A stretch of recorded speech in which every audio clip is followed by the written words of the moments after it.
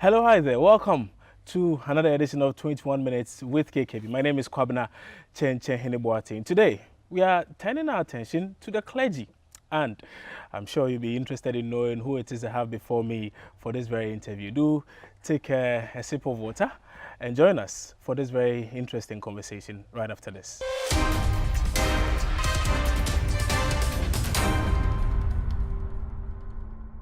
Reverend Dr. Kwabena Opuni-Frimpong is the immediate past General Secretary of the Christian Council of Ghana. Today, he happens to be my guest on 21 Minutes with KKB. Reverend, good morning. Thank you. Many thanks for inviting us over to your house. It's a pleasure to have you. You are doing a good job on Ghana World. Thank you. And it's been a while since I saw you. The last time was, I think 2 years ago or so when we had that interview.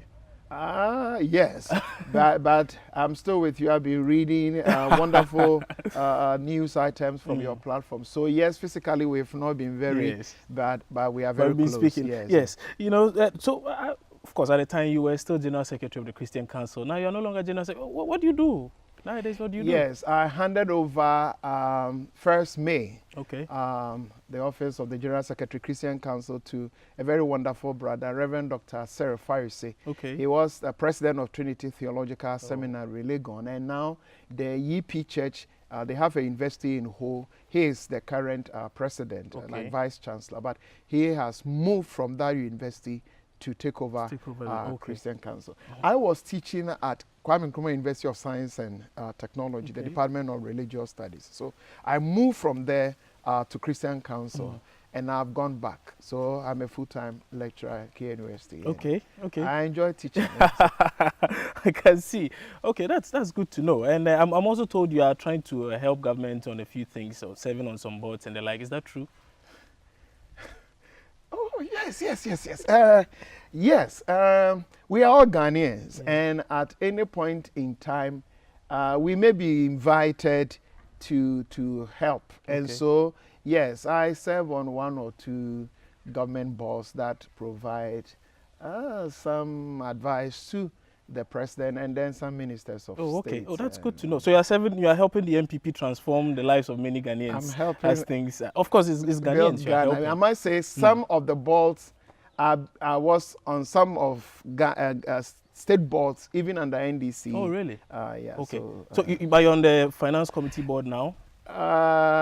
I know you have so many questions, so let's continue. No, but I just want to be sure. I just want us to have that. I just want us to have that. Which I wish we don't spend much time on. Oh, no, we won't. Yeah. So let's go to the next item. No, I just want to be sure. Is it the finance committee board? I've read the news somewhere like that. But that's what I'm asking. Is that the case? So you want to know more about? No, I just want to know. Albeit it being an advisory capacity, I'm told. Yes, I'm also told that there's a Ministry of Finance advisory board, and yeah, there are people. Are you a member of that board? I don't think I want to talk too much about. No, but it's just a yes or no. Are you a member? A yes of that or no will make you happy. Yes, and we'll move on. Hopefully, take a yes for an answer for now. Okay, so you're a member of that board? Yes. Okay, thank you. We just want to get that out of the way.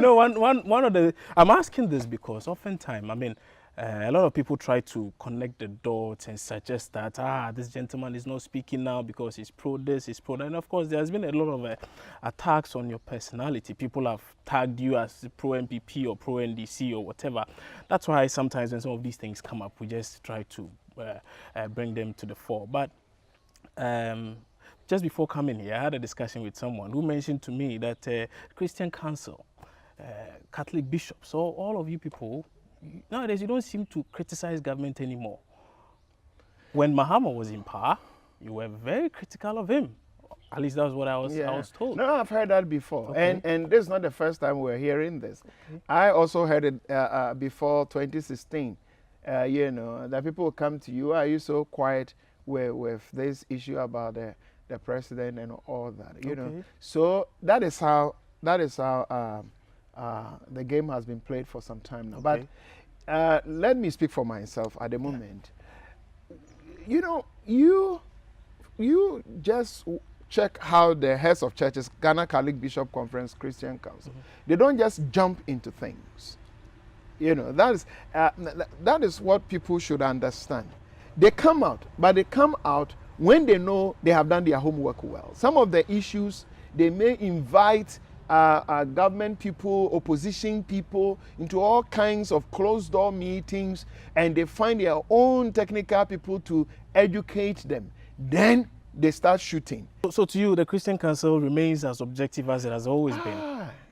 The council was formed in 1929, to bring Christians together. And then also their public witness. The recent the appointment of, say, Electoral Commission chairperson. And, it's not like we woke up and the president said, I've kicked out Mrs. Charlotte. So the president consulted we're going to court, somebody challenge it in court. And when you realize that the legal processes are being followed, you don't just jump. You wait. So they find their own way. Are you going through due processes and all that? So you don't just come out and condemn things. It is when you realize that, hey, what is happening? And they do their homework well. This I know. So literally, people say, I'm home appointments. President Mahama gave me an appointment. Really? They appointed me Ghana Prison Service Council. Under NDC, I serve on some state, but that directly advised the president. So, but this is our country, So I have represented the various religious bodies on so many government boards and councils, and we do that just for our common good. Not for a particular. I'm glad you mentioned the issue about the Electoral Commission. Now we do have a new Electoral Commission chair in the person of Jean Mensah. I know you may have worked with her for some time, right?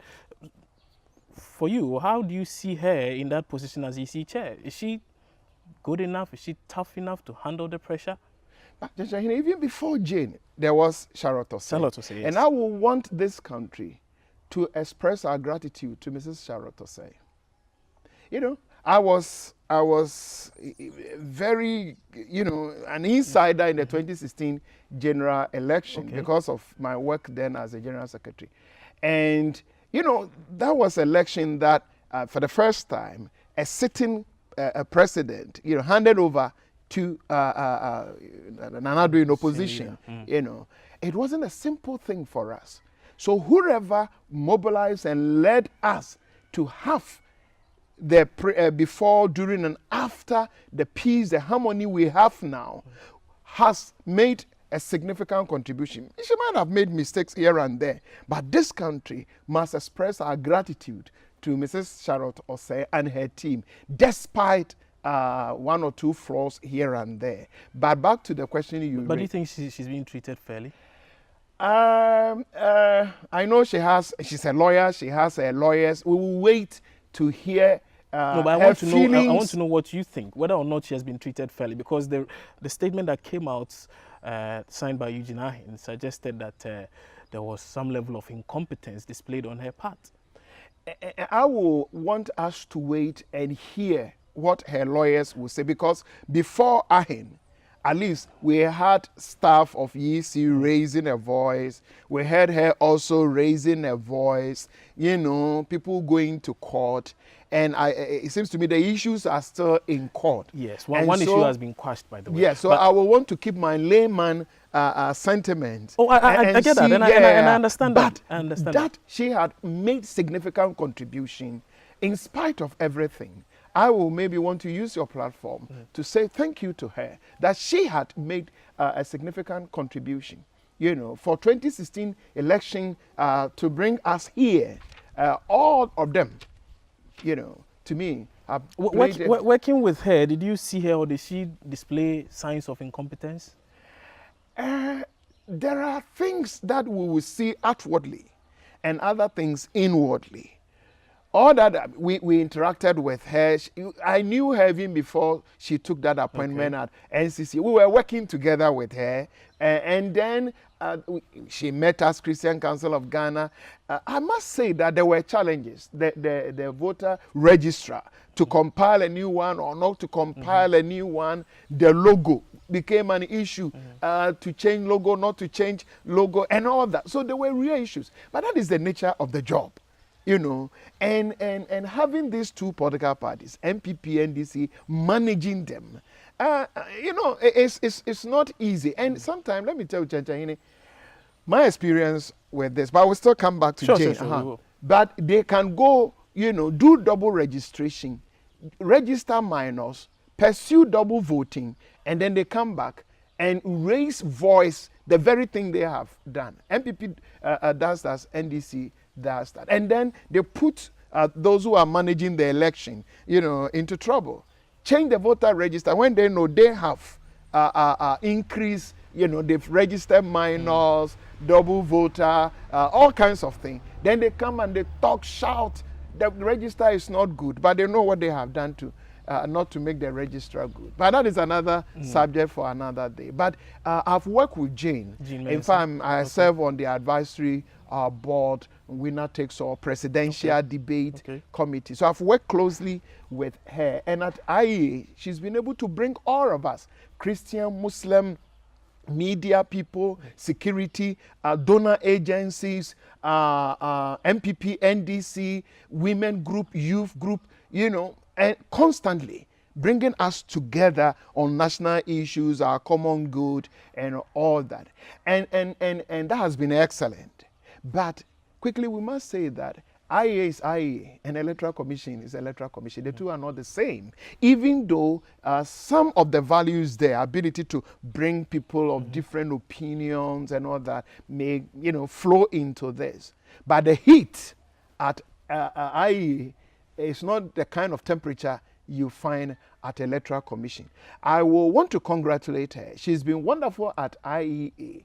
But moving forward to EC, I will want to use your platform to just suggest humbly that MPP, NDC are all capable of rigging election in Ghana.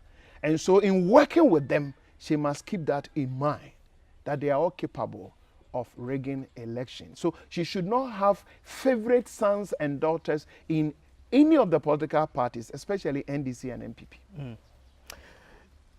In the last days at the IEA, there seemed to have been a bit of an issue with, at the time, the governing party, the NDC, to a point where they boycotted almost all events of the IEA. You tout her credentials, her ability to bring people together and the like, but in the last few days at IEA, serious issues were raised about how she handled certain concerns raised by the NDC at the time. Don't you think that may likely affect how things play out going into 2020 elections? I told you that the Presidential Debate Committee, I'm a member. Yes. So I'm sure you have a lot more insight. So those who planned the debate and who invited all of them, who determined the venues and everything, I'm a member. But maybe going into the detail why NDC is not happy and all that, I will leave IEA to go public if they choose to on that. But what I am not surprised at all is that I have seen instances, if MPP is in power, and we pray and hope 2020, what they will do. They will say, we won't attend the debate, we won't attend the IEA meeting. And NDC will be willing to attend all the meetings. Then the tables will change. And NDC will tell you, we won't attend. And MPP will be willing to attend all the meetings. That has been the trajectory. That one, I can stick my neck out. Other things, maybe when we get closer to IEA, those who are supposed to. But all of them have played this kind of game with IEA. And as for that, the record is all over the place. Let's turn our attention to this free SHS thing and the fact that there has been a lot of talk about its implementation, the way and manner in which government is bent on implementing a system which many have suggested may likely cripple this entire free SHS policy in the first place. How do you see it? Of course, maybe we can take a look at free SHS. From where we are now, it appears it's something we have to do. There's no turning back. But how about the implementation of that policy? We put people there to lead. Leaders must lead. Leaders must give us leadership. But the kind of leadership they give to us, they themselves must know it's a kind of leadership that has something to do with the legacy. They must be legacy-minded. It should not be just 90,000. We don't want them to stay at home. 2020 election is coming. Let us have a campaign message. We have done X, Y, Z. So push all of them through. double track system. Is that what is happening? No. That's what I'm saying. Now, that's the leadership they are giving to us. And that is what they are supposed to do. But if you ask me, are we doing it right? I would say they themselves, those rolling the program, must be legacy-minded. The kind of Ghanaian children they want to build, something they will be proud of, something they themselves will be willing to push their own children and grandchildren into. But it should not be a pushover. Quality education. In fact, this double track system must ensure quality assurance. As things stand out, does it look like it will ensure quality? Wait. You see, there are engineers. Civil society groups like you, media people, must raise our voice. What do we want as a people? I think that is a conversation we are having now. And I'm saying that the double track system must pay attention to quality assurance. That Ghanaian children who come out from our schools can compete with children from South Africa, Kenya, anywhere. If all we are going to get from double track system is a campaign promise fulfilled, then we are in trouble. The government must listen and must not listen to only the voices they want to hear. They must also listen to those whose faces they don't like. You see, we don't want to hear anything like we won't listen to NDC, we won't talk to CPP. We must listen to everybody. Where we are, consensus building. I know the Minister of Education has gone around, talked to some groups, professors, university, and this and that. But we must talk to Ghanaian parents. At the end of the day, you are talking about Ghanaian children. So the parents' voices must be heard. My child is going to stay home for such a long period. What are we putting in place? So we need to hear parents. We need to hear the political parties. There's one group that has been speaking, NAGRAT. They are key stakeholders in this, and they are saying, we are warning you against this. But if you insist, we are washing our hands off it. Is that not worrying enough for you? Don't you think the people who are in there teaching these students see the problem ahead? We must build consensus. And still, I'll humbly appeal that the Minister of Education and his deputies and all key must listen. I know the Christian Council is a very influential body in Ghana. Religion as a whole is a big deal for a lot of Africans. The problem, however, has to do with the proliferation of several churches in Ghana, and in fact, if you even turn on your TV, because of this digital system, you can see close to about 50 TV stations owned by pastors, and it's one sermon after the other. One was either a sale of water, salt, cassava, all kinds of things. Maybe you can also start your church and sell what? I'll come to your platform to see what you sell. Yeah. But you've served as Secretary General, General Secretary of the Christian Council of Ghana. This obviously should be worrying to you, because honestly, sometimes I watch some of the things and I hear some of the things and I'm appalled by the kind of things that I hear. And the most worrying part of all of this, at least for me, is the several people who sit in these churches and consume such information. Is that not a problem for you? Yeah, thank you very much for raising this issue. Let me say that now I speak for myself. I'm no more the General Secretary. Okay. When you are the General Secretary, you are the accredited spokesperson. Okay. And they all wait for you to go out. But you've raised a very important issue. We need an independent body to respond to the abuses in our system. As at now, there are churches in Accra that will not allow members to go to school, children to go to school. Today, in the name of God. There are churches that will not allow people to go to hospital. And I have had instance, I was on a media platform and a woman called that she spoke in Chi. Me say me call hospital na me buy na also bo me. You are a member in that church, you are not supposed to go to hospital. And a pregnant woman attended hospital. She came back and the pastor called her in front of everybody and whipped her. And she doesn't see anything wrong. She's happy.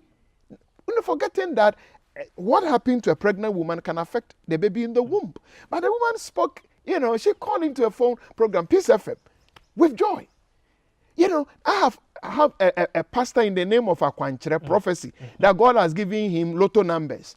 And he needs 200 people that he's going to give the lotto numbers. And each one must pay him 50 Ghana cedis. So quickly 200 people line up.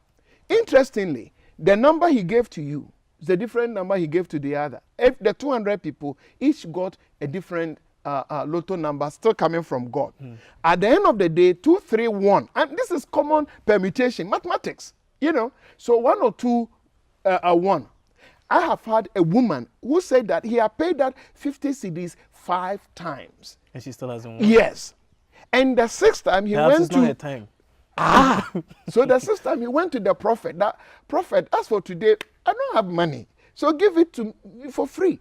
And the man of God, supposedly man of God, said, no, that's not the direction God has given to me. God has not asked me to give numbers for free. So you still must pay. But you see, why the prophet can guarantee anytime he get those lotto numbers, 200 times 50 Ghana cedis. So by the time the service is over, he can go home with his 50 times 200 people. The poor woman will give 50 cedis. At the end of the week, she will still must go and look for another 50. So you realize that in the name of religion, there are people who are thriving on the vulnerability of the poor and the needy in Ghana. And that's the question you are raising. And what do? We have been condemning. How many times? We hear this report and we condemn. But beyond condemnation, what do?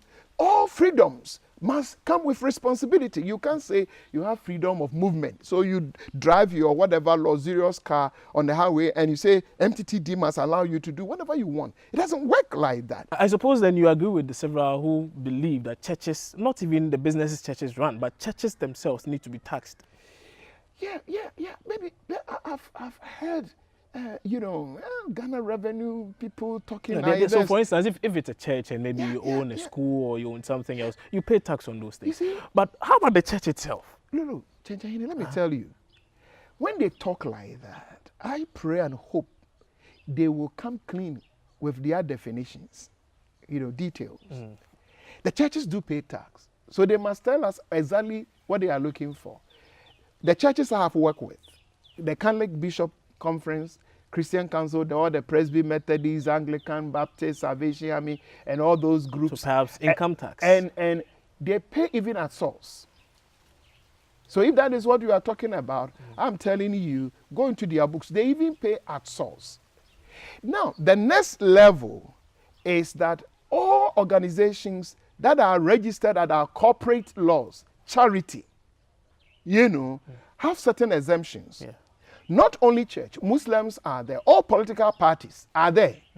And so if they want, when they talk like that, they usually just raise. And they're saying that all those who are under charity, NGOs under charity must pay tax. They should stop talking about church. Then they must say what they mean. That all those, and that one, MPP and NDC people must pay tax first. If you make any law discriminatory, you'll be in trouble. Why church? So let me say that those who are doing church people should do this, must go back to the drawing board. Give them some proper definition. The concepts must be right. If you are building XYZ, you pay tax. Whether you are a church, whether you are a Muslim, whether you are a shrine, whether you are this, you pay. Stop there. And then enforce it. If you are selling oil, whether it's fried or whether it's anointing, whether it's you pay tax. Stop there. So whether that fried oil is sold in church or is sold in shrine, you pay tax. Stop there. I see. So all those who are talking church people must pay tax. They are not helping anybody. They sound very discriminatory. They better shut up. A short while ago, you spoke about interpretation of scripture. Yes.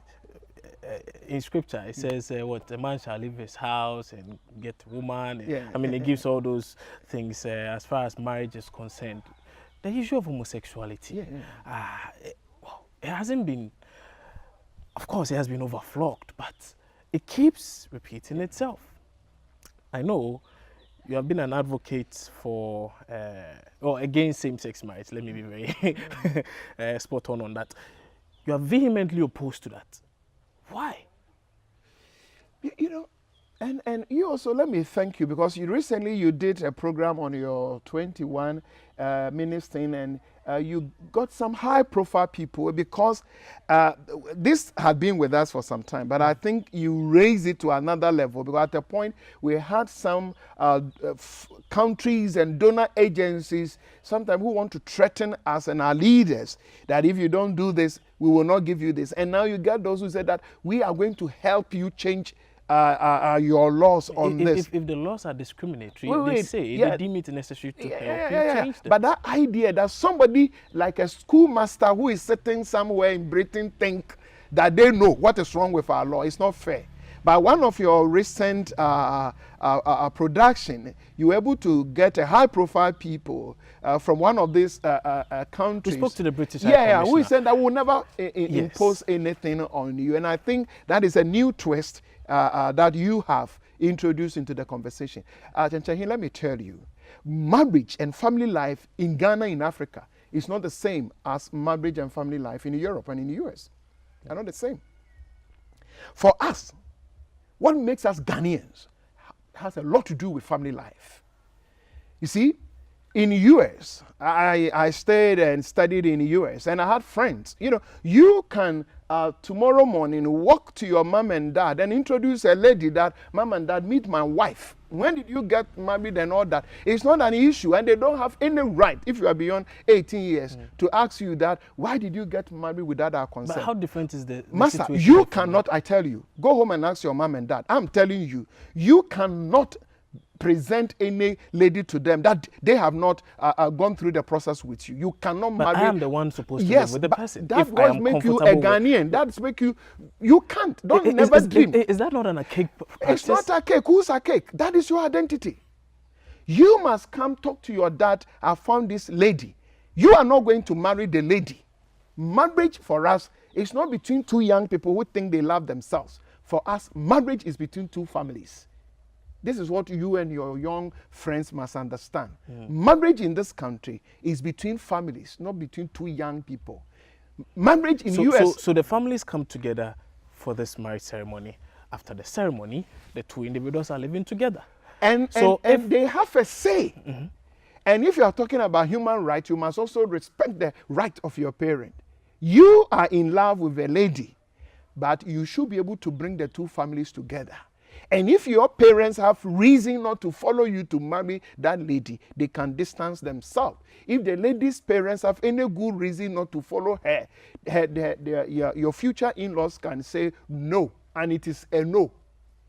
You can't do that in the US. But that doesn't necessarily stop me from marrying whoever it is I choose to marry. Fine, but your marriage may not get the respect and the recognition of the family. Is it about respect? No, you are part of the family. No, but does it make me more human than somebody else who hasn't gone through that process? For our part of the world, yes. Really?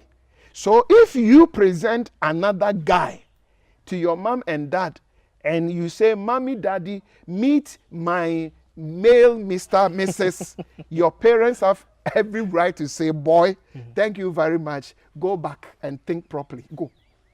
The same way, if a lady present another lady before her mom and dad, they can say that,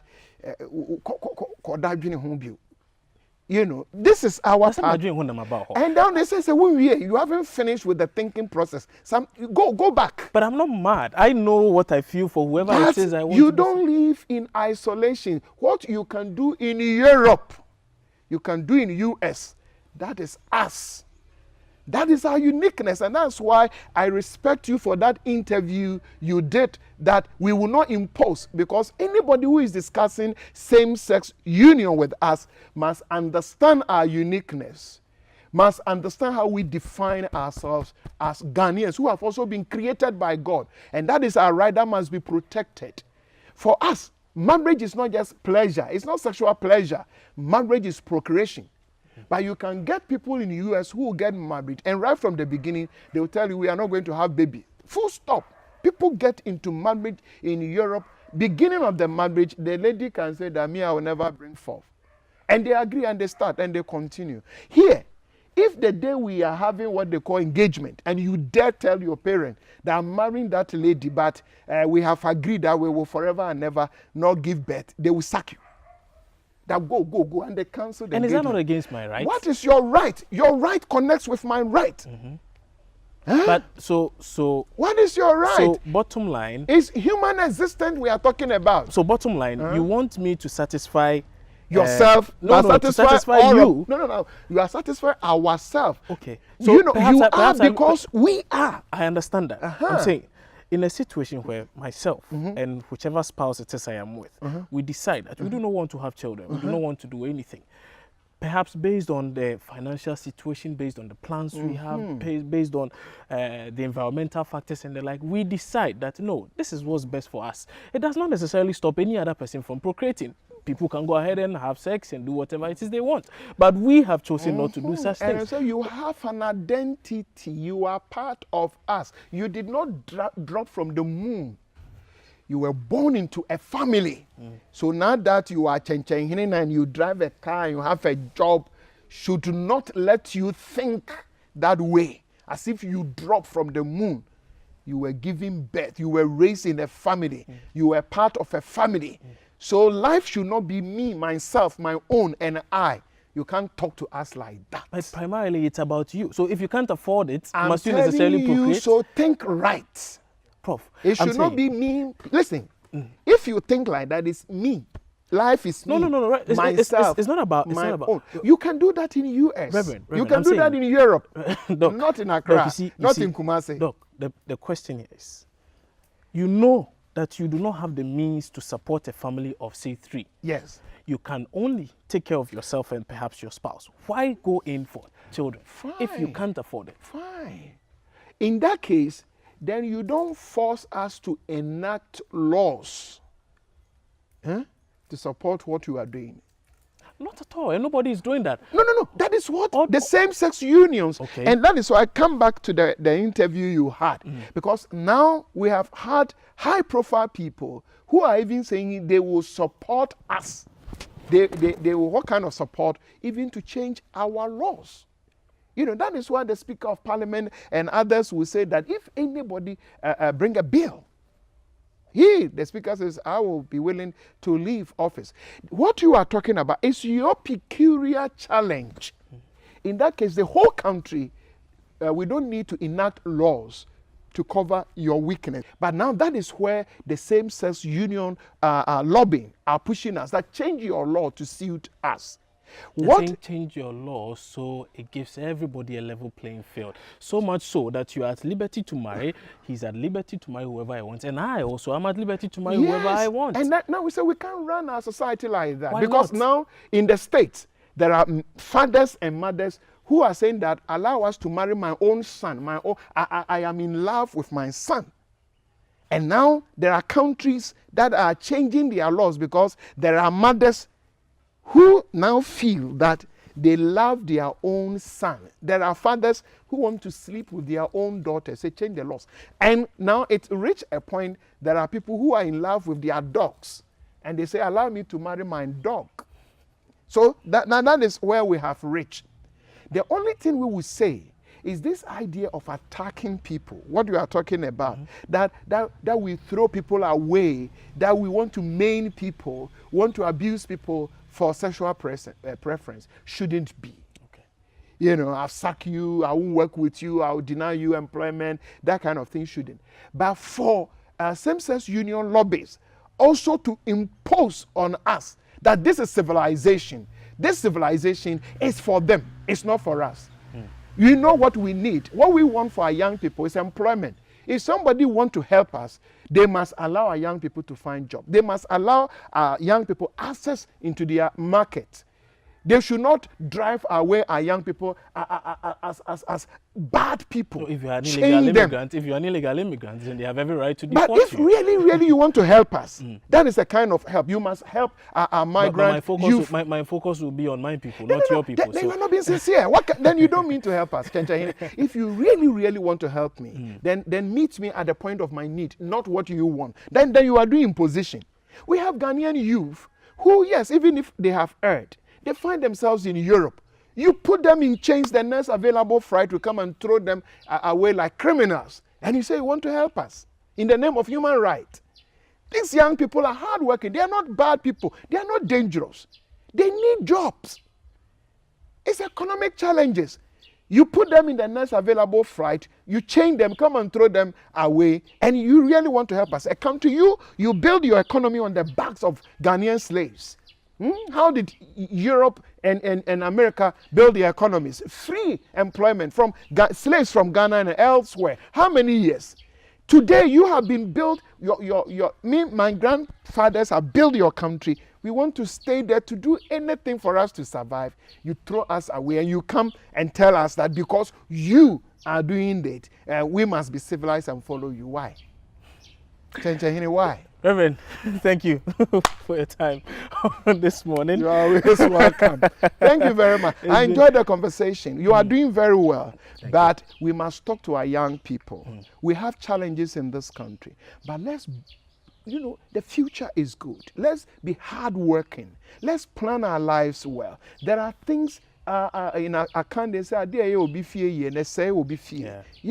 Our young men must get into proper marriage. They must marry our ladies. We have beautiful ladies who want men to marry. Yes, we've seen your daughter.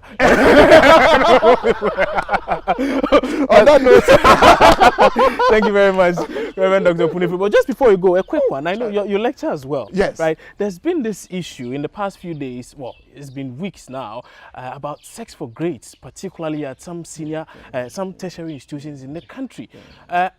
Have you heard of any such thing? Are you aware of it? How much of a problem is that? Yeah, I think it's a media house that have put that story out there. They say they will come out very soon. Apparently, but even before they do that, it's a shame. It's happening in some workplaces. Before you get promotion, in fact, there are people even before you get employment. There are guys who want to see, especially our ladies. Of course, these days, there are young men who ladies also want to recruit, who we hear some ladies also are doing that to some innocent guys. But mainly, it's for our young ladies who either want employment, admissions, and places, but it's a shame, because in academic circle, especially at the university, it's not like the senior high level. At the secondary school, somebody will teach you. Then somebody sitting somewhere will set examination question. Somebody else is marking. So a student's future is not totally in the hand of one person. At the university, the same person who is teaching you is the same person who is setting examination question. Is the same person marking. So if our university lecturers and professors go that way, it's like our young people have there's no choice. There's no choice. You have no choice than to do it. Yes. What should such corporates be? No, they must be disciplined. In fact, universities run on statutes. Okay. And I would say, and we have quality assurance department in almost every university. They must be up and doing. It's a shame. And the challenge is sometimes there are colleague lecturers also in department that when a student want to raise this, if you don't take it, they target you. And even if you call for remarking, the results will be the same because they are not going to find a lecturer from, if this is happening in any department, I don't want to mention any, they won't go cross to another department. They will come for, and sometimes you get some colleagues who want to protect their own. And at the end of the day, our students suffer. So we should sack such lecturers who engage in They must be disciplined. Some might even have to go beyond sacking. But if you find a lady, a guy you want to marry, properly marry her.